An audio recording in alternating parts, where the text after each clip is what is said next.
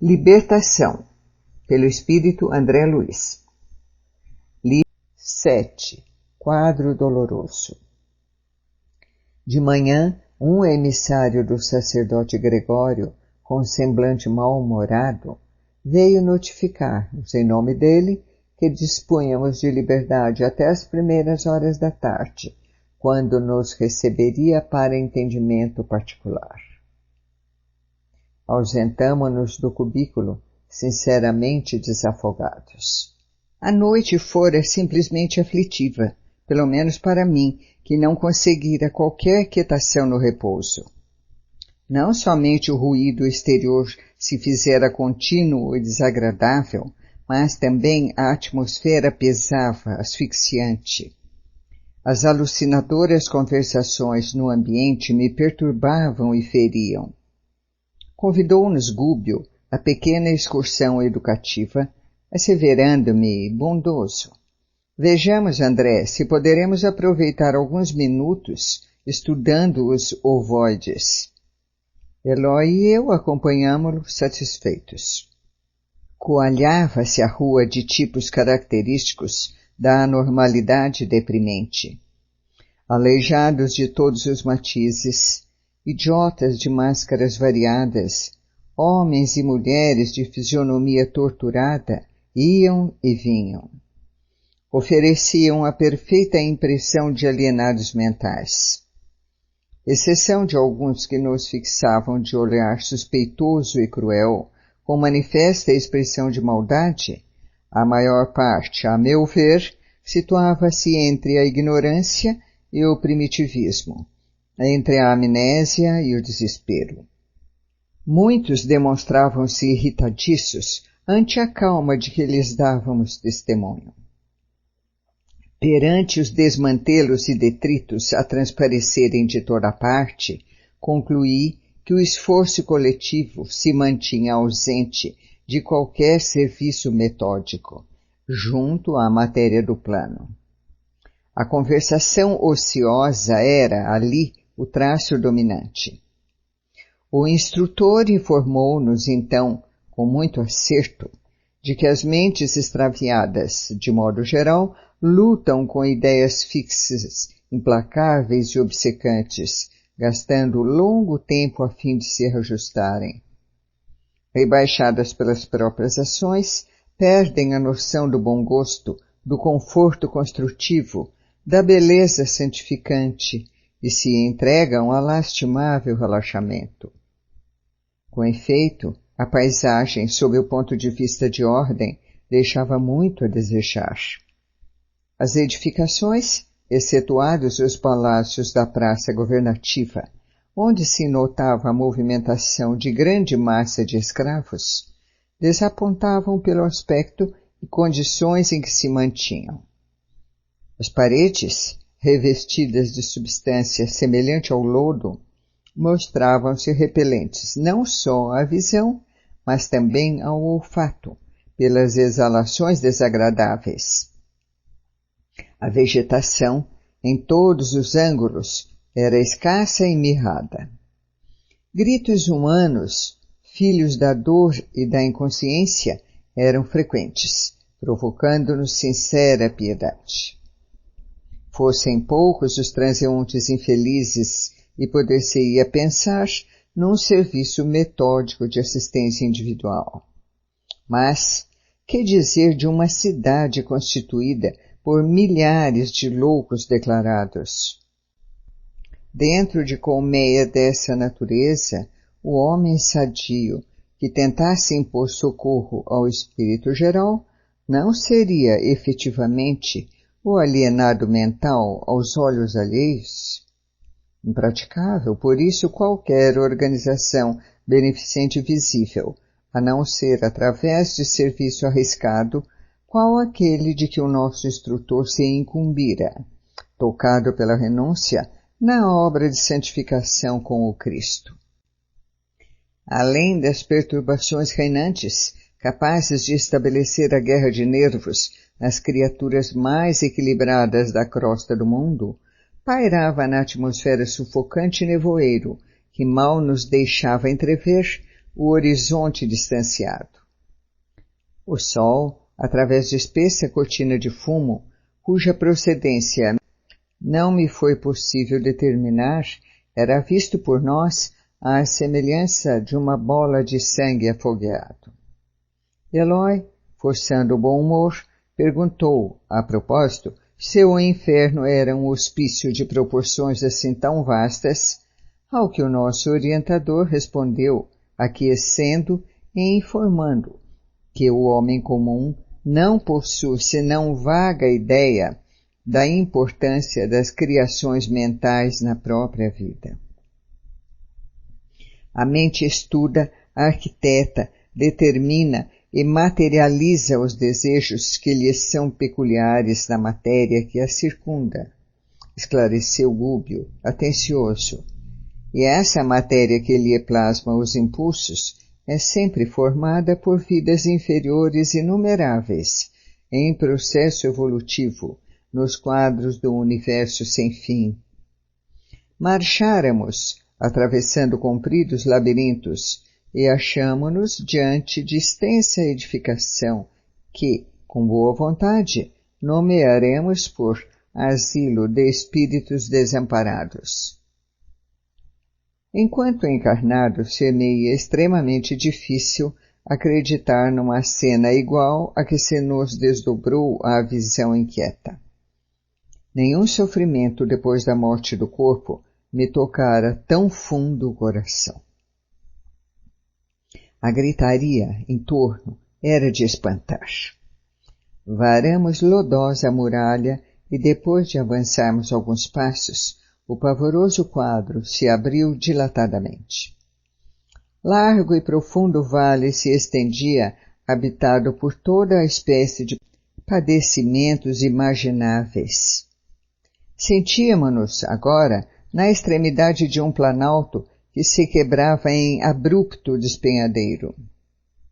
À frente, numa distância de dezenas de quilômetros, sucediam-se furnas e abismos, qual se nos situássemos perante imensa cratera de vulcão vivo, alimentado pela dor humana, porque lá dentro turbilhões de vozes explodiam, ininterruptos, parecendo estranha mistura de lamentos de homens e animais.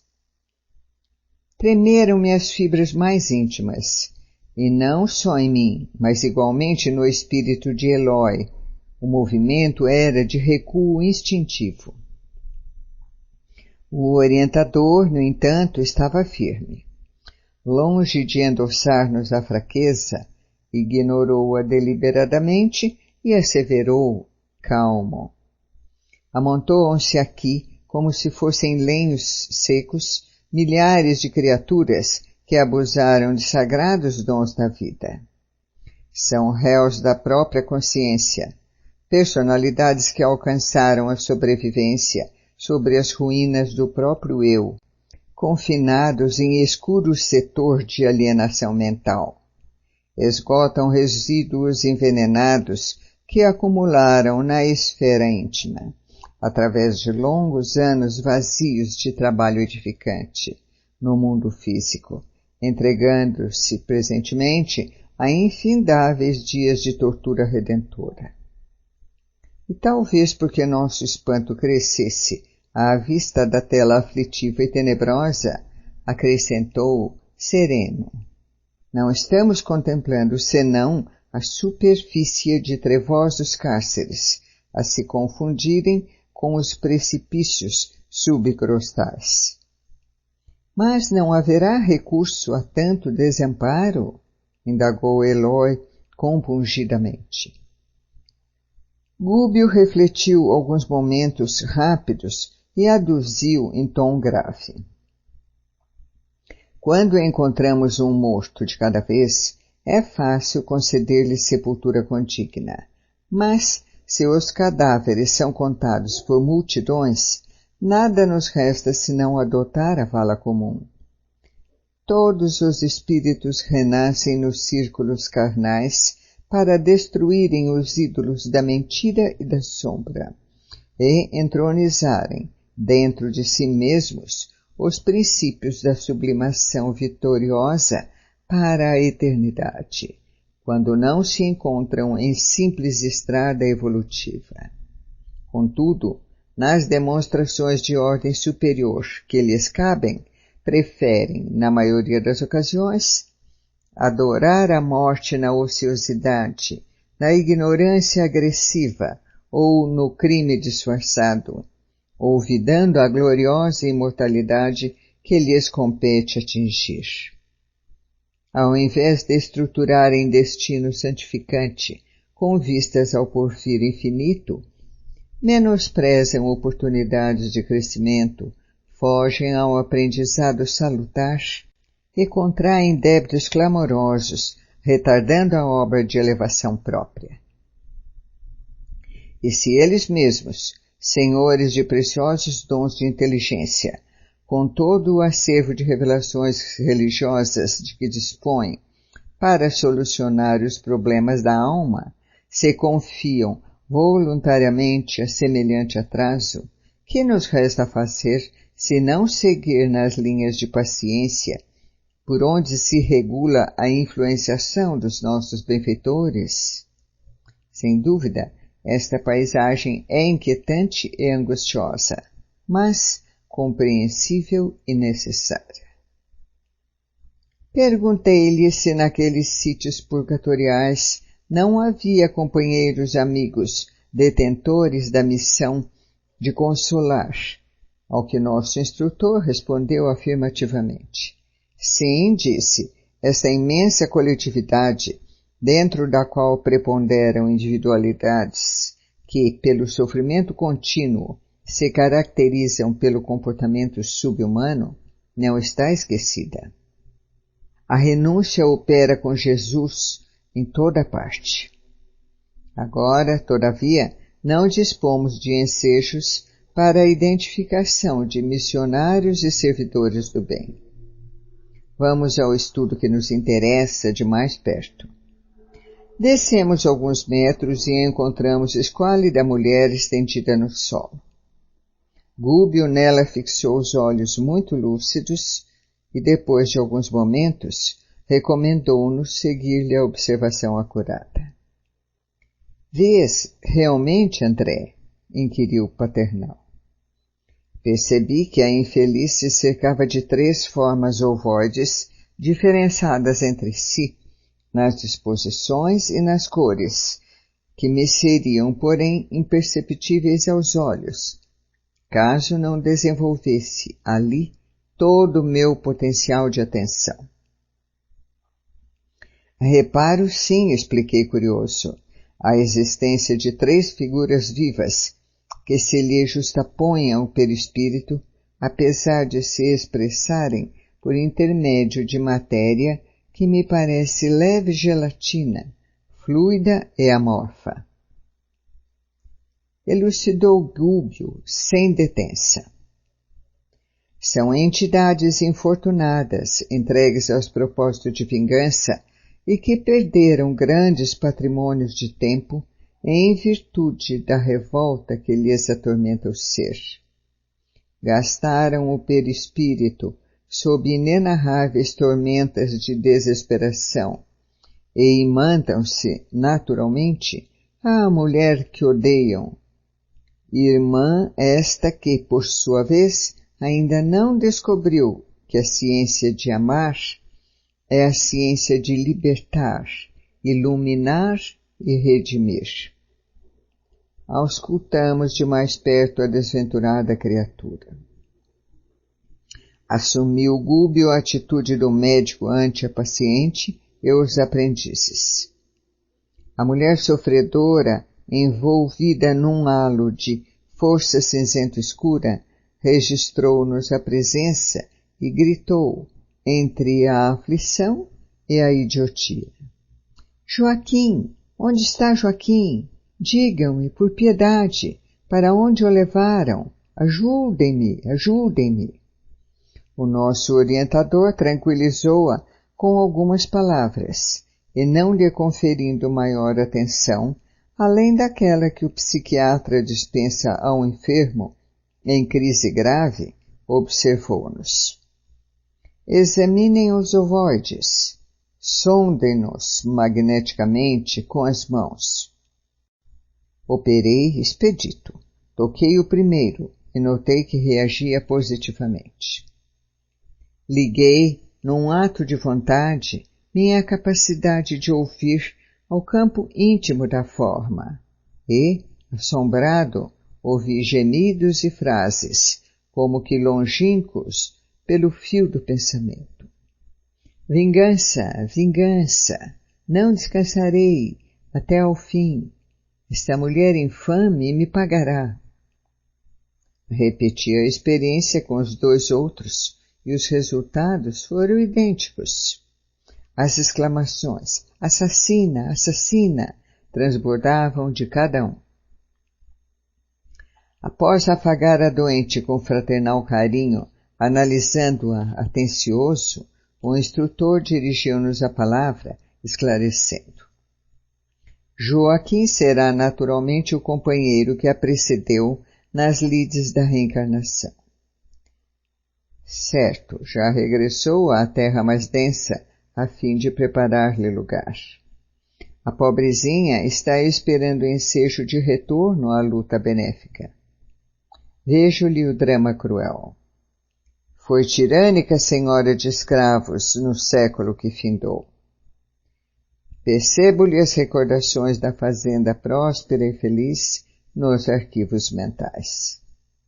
Foi jovem e bela, mas desposou, consoante o programa de provas salvadoras, um cavalheiro de idade madura que, a seu turno, já assumira compromissos sentimentais com humilde filha do cativeiro. Embora a mudança natural de vida à face do casamento, não abandonou ele o débito contraído. Em razão disso, a pobre mãe e escrava, ainda moça, penitente e desditosa, prosseguiu agregada à propriedade rural com os rebentos de seu amor menos feliz. Com a passagem do tempo, a esposa requestada e fascinante conheceu toda a extensão do assunto e revelou a irascibilidade que lhe povoava a alma. Dirigiu-se ao marido, colérica e violenta, dobrando-o aos caprichos que lhe exacerbavam a mente. A escrava sofredora foi separada de ambos os filhos que possuía e vendida para uma região palustre, onde em breve encontrou a morte pela febre maligna. Os dois rapazes, metidos no tronco, padeceram vexames e flagelações em frente da senzala. Acusados de ladrões pelo capataz, a instâncias da senhora, dominada de egoísmo terrificante, passaram a exibir pesada corrente no pescoço ferido. Viveram, no passado, sob humilhações incessantes. No curso de reduzidos meses, caíram sem remissão, minados pela tuberculose que ninguém socorreu. Desencarnados, reuniram-se à genitora revoltada, formando um trio perturbador na organização ruralista que os expulsara, sustentando sinistros propósitos de desforço. Não obstante convidados à tolerância e ao perdão por amigos espirituais que os visitavam frequentemente, nunca cederam um tio nos planos sombrios em que penhoraram o coração. Atacaram, desapiedados, a mulher que os tratara com dureza, impondo-lhe destrutivo remorso ao espírito vacilante e fraco. Dominando-lhe a vida psíquica, transformaram-se para ela em perigosos carrascos invisíveis, utilizando todos os processos de luta suscetíveis de acentuar-lhe as perturbações. Adoeceu ela, por isso, gravemente, desafiando conselhos e medidas de cura. Embora socorrida por médicos e padres diversos, não mais recobrou o equilíbrio orgânico. Arrasou-se-lhe o corpo físico, a pouco, incapaz de expandir-se mentalmente no idealismo superior, que corrige desvarios íntimos e facilita a cooperação vibratória das almas que respiram em esferas mais elevadas. A desditosa fazendeira sofreu, insulada no orgulho destrutivo que lhe assinalava o caminho, 10 anos de mágoas constantes e indefiníveis. Claro que possuía, por sua vez, amigos prontos a lhe estenderem generosas mãos, por ocasião da morte do corpo que se tornou inevitável. Contudo, quando nos enceguecemos no mal, inabilitamo-nos por nós mesmos à recepção de qualquer recurso do bem.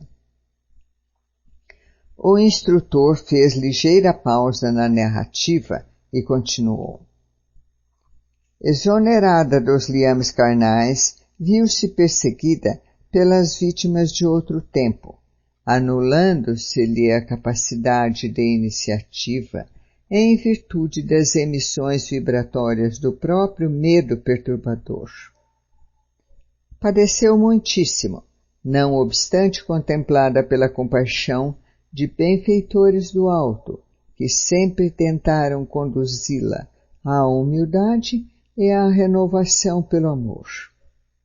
Mas o ódio permutado é uma fornalha ardente, mantenedora de cegueira e sublevação. Desencarnado o esposo, veio semilouco encontrá-la no mesmo invencível abatimento, incapaz de socorrê-la em vista das próprias dores que o constrangiam a difíceis retificações. Os impiedosos adversários prosseguiram na obra deplorável, e ainda mesmo depois de perderem a organização perispirítica, aderiram a ela com os princípios de matéria mental em que se revestem. A revolta e o pavor do desconhecido, com absoluta ausência de perdão, ligam-nos uns aos outros, quais algemas de bronze. A infeliz perseguida, na posição em que se encontra, não os vê, não os apalpa, mas sente-lhes a presença e ouve-lhes as vozes através da inconfundível acústica da consciência. Vive atormentada, sem direção. Tem o comportamento de um ser quase irresponsável. A infortunada criatura não parecia registrar as informações ditas ali em voz alta e que lhe diziam respeito. Clamava amedrontada pelo auxílio do companheiro. Vali-me ainda do ensejo para algumas indagações. Diante desse quadro comovedor, como encarar a solução? Desfechei a pergunta direta. Gúbio, todavia, observou muito calmo. Ganharemos tempo. A perturbação vem de inesperado. Instala-se à pressa. Entretanto, retira-se muito devagar. Aguardemos a obra paciente dos dias. Após uma pausa expressiva, acentuou. Tudo me faz crer que os missionários da caridade já lhe reconduziram o esposo às correntes da reencarnação, e é de supor que esta irmã se ache em vias de seguir-lhe as pegadas a breve tempo. Naturalmente renascerá em círculos de vida torturada, enfrentando obstáculos imensos para encontrar o ex-esposo e partilhar-lhe as experiências futuras. Então, os inimigos ser-lhe-ão filhos? Indaguei ansioso, quebrando-lhe as reticências. Como não? Certamente o caso já se encontra sob a jurisdição superior. Esta mulher retornará à carne, seguida pelas mentes dos adversários, que aguardarão, junto dela, o tempo de imersão nos fluidos terrestres. Oh, exclamei profundamente espantado, não se separará dos perseguidores, nem mesmo para o regresso? Tenho acompanhado reencarnações, que invariavelmente se fazem seguidas de cautelas especiais. Sim, André, concordou o instrutor. Reparaste nos processos em que funcionaram elementos intercessores de vulto, atendendo-se à nobilitante missão dos interessados no futuro e, com o auxílio divino, semelhantes casos contam-se por milhões. Contudo, existem ainda, nos setores da luta humana, milhões de renascimentos de almas criminosas, que tornam ao mergulho da carne, premidas pela compulsória do plano superior, de modo a expiarem delitos graves. Em decorrência dessa ordem, a individualidade responsável pela desarmonia reinante converte-se em centro de gravitação das consciências desequilibradas por sua culpa e assume o comando dos trabalhos de reajustamento, sempre longos e complicados, de acordo com os ditames da lei. Compreendendo meu assombro, Gúbio considerou: por que a estranheza? Os princípios de atração governam o universo inteiro. Nos sistemas planetários e nos sistemas atômicos, vemos o núcleo e os satélites. Na vida espiritual, os ascendentes essenciais não diferem. Se os bons representam os centros de atenção dos espíritos, que se lhes afinam pelos ideais e tendências, os grandes delinquentes se transformam em núcleos magnéticos das mentes que se extraviaram da senda reta em obediência a eles. Elevamo-nos com aquelas que amamos e redimimos ou rebaixamo-nos com aqueles que perseguimos e odiamos. As afirmativas inspiravam-me profundos pensamentos quanto à grandeza das leis que regem a vida. E atento à medicação daquele instante, evitei novas perguntas.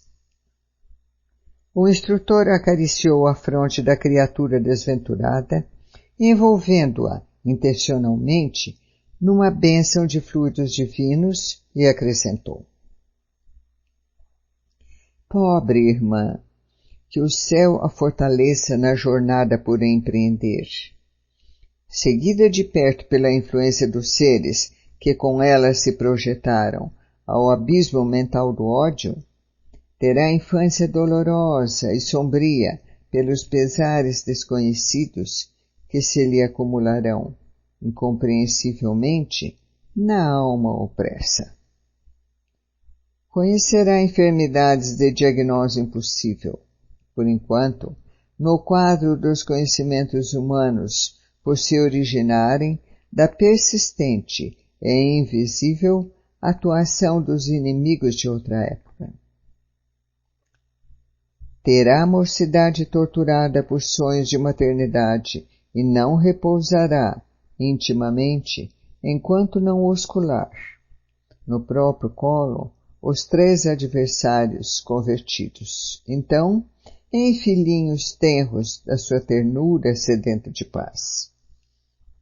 Transportará consigo 3 centros vitais desarmônicos, e até que os reajuste na força do sacrifício, recambiando-os à estrada certa, será, na condição de mãe, um imã atormentado ou a sede obscura e triste de uma constelação de dor. O estudo era, sem dúvida, absorvente e fascinante. mas a hora controlava-nos o serviço e era imperioso regressar.